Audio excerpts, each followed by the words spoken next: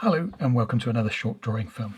This week I thought it'd be fun to have a look at some of the people that have inspired me over the years. Maybe they're responsible for the style that I have today in some way or another. Obviously I'm going to have to leave out loads of things, but I'll try and add a few down in the description below so you can explore those a bit at your leisure. So first of all, Asterix. I started reading these when I was perhaps 6 or 7. And even this one's actually got one of my early works on the front. And these are an inspiration for a number of different reasons, not just because the drawings are just brilliant, hilarious and wonderfully detailed, but also because of the historical side of things. I think the writer and the artist were both big history buffs, and there's so much technical detail about ancient Rome and the ancient Gauls in these books, even though it looks like a silly comic. Every now and again I watch a documentary about the ancient Romans these days, and there's loads of stuff that I know through these comics. There's often bits of Latin and stuff in there. So so inspiring for a number of reasons. And it's amazing how many times you'll meet other artists whose work you like, who will also have a big set of these on their shelf. So definitely a big inspiration for lots of artists. So moving on a few years, when I was a teenager, my two favourite subjects at school were art and technical drawing, in particular technical drawing. And around that time I was buying occasionally car magazines to look at the latest concept cars from the car shows and things. But also this magazine popped up, Supercar Classics, and these had a little jewel inside each one, and that was Bob Freeman's amazing sketches. So Bob Freeman was just the most talented artist, and these drawings appealed to me in a huge way, partly because they had, they were incredibly technically amazing, sort of just really detailed and precise, everything correctly drawn. But at the same time, they weren't cold or lifeless, even though they were very extremely technical. They were loose and warm because of these lovely watercolour washes that were in them. So, they were often motors and things, engines, but sometimes there'd be things like workshops, sort of busy workshops with the tools and things, and there were lovely notes around the edges explaining what was going through his head as he was drawing things. So yeah, a huge influence on me.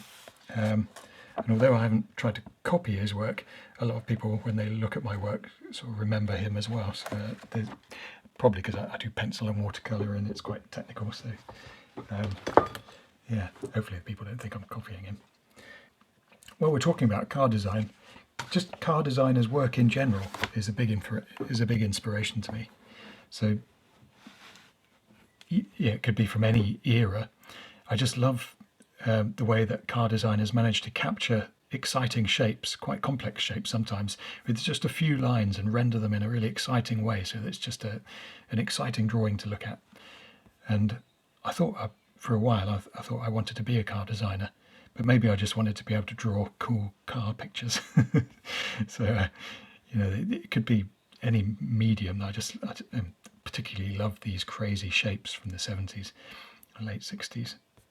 And it's just something about being able to capture a complex form like that with just a few lines and a bit of smudge of colour. It's really clever. And one particular artist that I like, a car designer that I like, is Giza Loxi. I think that's how you pronounce it. I have no idea. But these marker drawings, they just have the right combination of sort of looseness and accuracy and exciting marks and things. These crazy shapes, aren't they? So yeah, big influence on me, these car design sketches.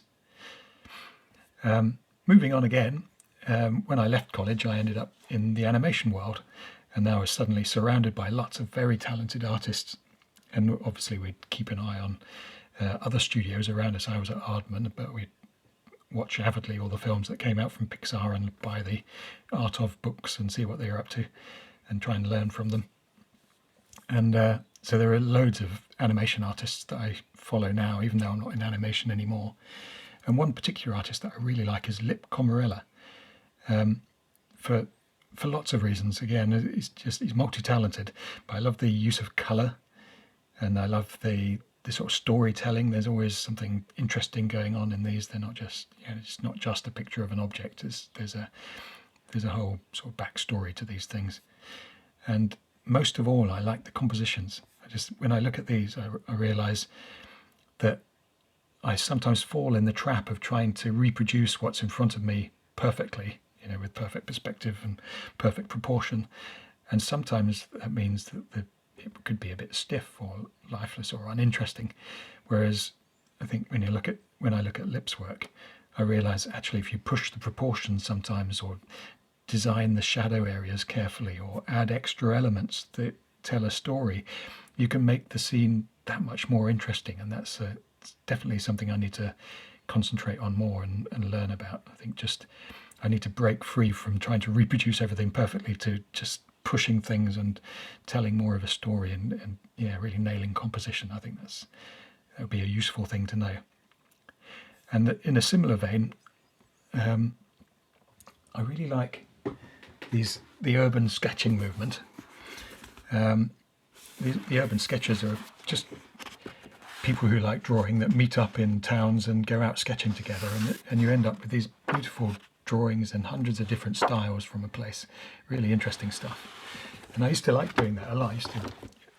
Recently I've just been drawing at car events for the last few years, but I used to really like just going out on holiday and sketching whatever else was in front of me.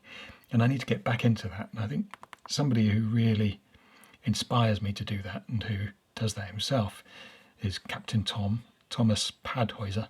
I think that might be how to pronounce it again.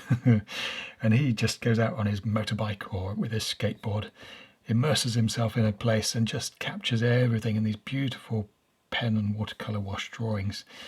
And they just inspire me to hit the road and do some, get out there and fill some sketchbooks again.